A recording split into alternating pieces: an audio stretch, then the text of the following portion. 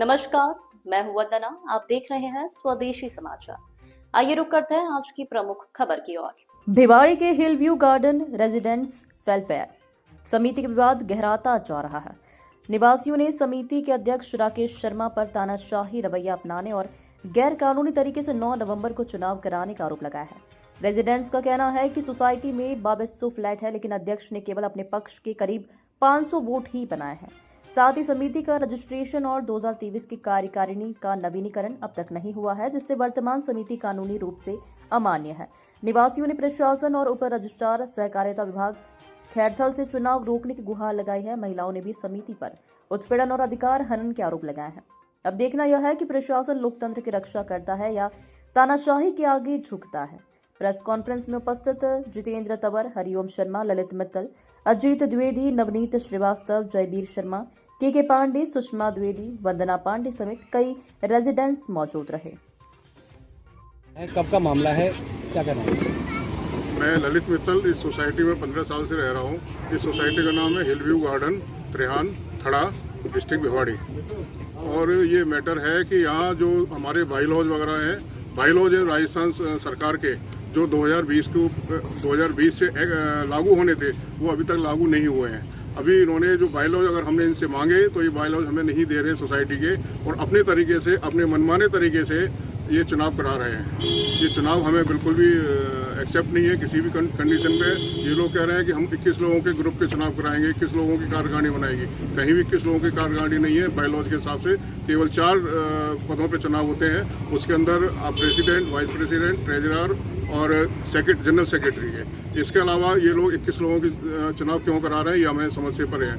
उसके बाद इनका ये है कि हम जो है एक ही जगह ग्रुप चुनाव कराएंगे, या तो मतलब ग्रुप ए में एक जगह स्टाम्प लगेगी या ग्रुप बी में भी एक जगह स्टाम्प लगेगी।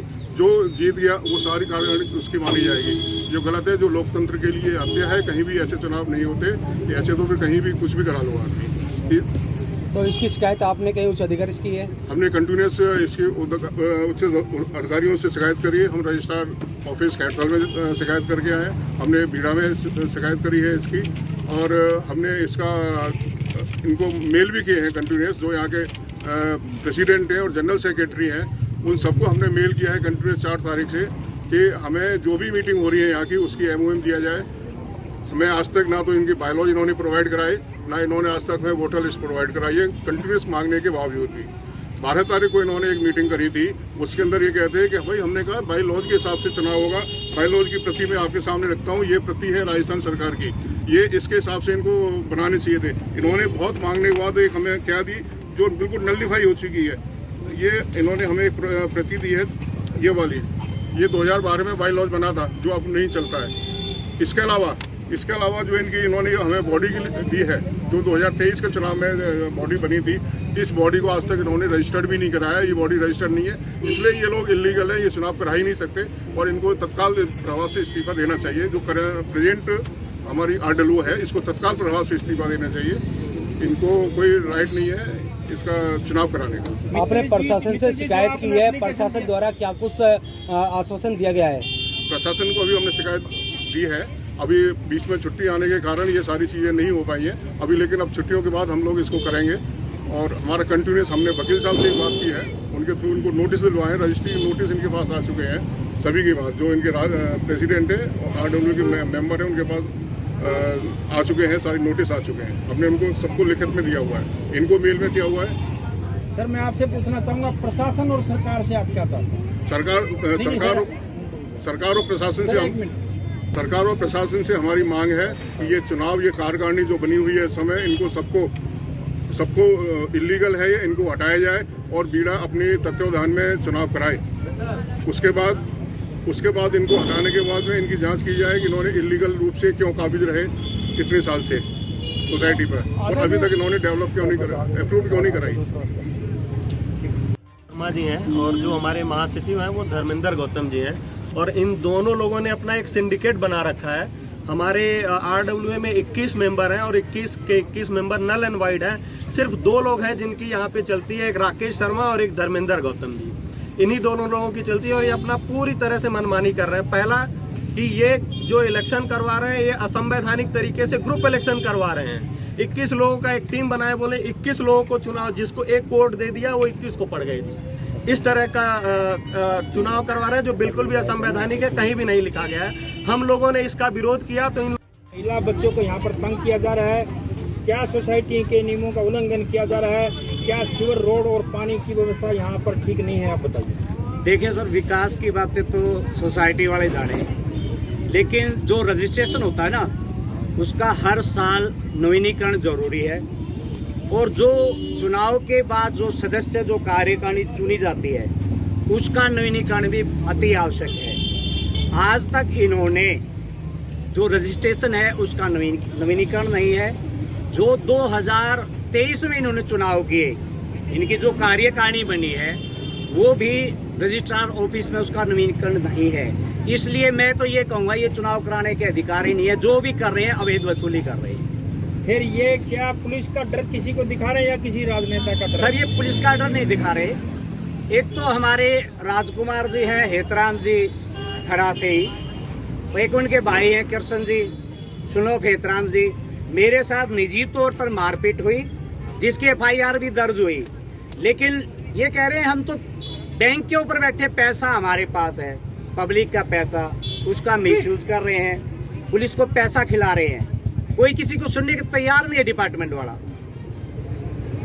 पुलिस आप लोगों की बात नहीं सुनती, आप इतने लोग जाओगे। हम सर FSP ऑफिस में भी 3 बार गए थे, हमारी बात नहीं सुनी, बोला जी आप DC ऑफिस में इनके पास आज की डेट में चुनाव कराने का राइट ही नहीं है जब तक नवीनीकरण नहीं है। सबसे बड़ी बात यह है, सरपंच का चुनाव हो गया, वीडियो ऑफिस में उसका रिकॉर्ड ही नहीं, वो कह रहा है मैं सरपंच हूँ। 2023 में जो चुनाव हुआ, सोसाइटी की बात करेंगे, सोसाइटी में जो अधिकारों का हनन किया जा रहा है उसकी पर बात की, क्या क्या हनन किया जा रहा है? सोसाइटी में जो हनन किया जा रहा है, मैं मेरी बिजली काट दी गई। मैंने राकेश शर्मा जी को फोन किया, सर मेरी बिजली कटी हुई है, गर्मी का तेज महीना था। बोले सर इतनी टेम्परेचर जो 50 पे चढ़ा हुआ है, टेक्निकल फॉल्ट है। जबकि वो टेक्निकल फॉल्ट नहीं था, ये जानबूझकर लोगों के साथ ऐसा करते हैं। जब मैं मेंटेनेंस ऑफिस में गया तो सोची समझी चाल के साथ उन्होंने वहां अपने बाउंसरों को बुला रखा था और मेरे साथ मारपीट करवाई। इससे बुरा और सोसाइटी वासियों के साथ ये क्या करेंगे? धन्यवाद। कोई मैं H24 में रहती हूँ, मेरे हस्बैंड है के पांडे।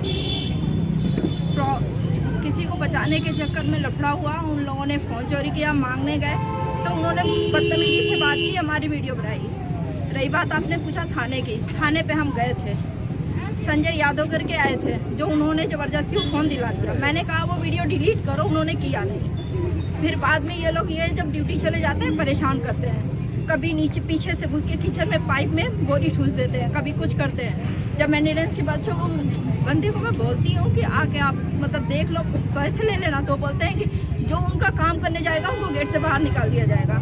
प्रशासन का सहयोग आपको नहीं है? नहीं है। हम गए थे, मैडम जब थी वहाँ पे, उनके पास भी गए, वहाँ महिला थाने गए तो संजय ने बोला कि आप महिला थाने जाओ। महिला थाने गए, उन्होंने बोला PSP ऑफिस जाओ, वहाँ भी गए। महिला थाने का नंबर हमें दे सकता है कोई बंदा इधर से? मैं गई हूँ, सब रिपोर्ट भी बकायदी हुई हूँ, बैठाया भी था 2-3 घंटे, बोला ठीक है हम बात करते हैं, लेकिन अभी तक कुछ नहीं हुआ। ये ड्यूटी जाने के बाद मेरे बच्चे खेलने जाते हैं, उनको भी कहते हैं तुम्हारा बाप मेंटेनेंस नहीं देता, क्यों आए? हमारे पति ने आज नहीं कल उन्होंने मेंटेनेंस भरे हैं, फिर भी हमारे ना बच्चों को कोई खेलने तक नहीं देते। इतने सब भड़का रखे, तुम्हारा बाप ये करता है। बताइए बच्चों से सब करने का क्या मतलब है? राकेश शर्मा बोले मैं अपनी मतलब वो करता हूँ, करते हो तो ठीक है करो भाई, लेकिन हम जो आपको दे रहे हैं आप उसका बेनिफिट तो दो।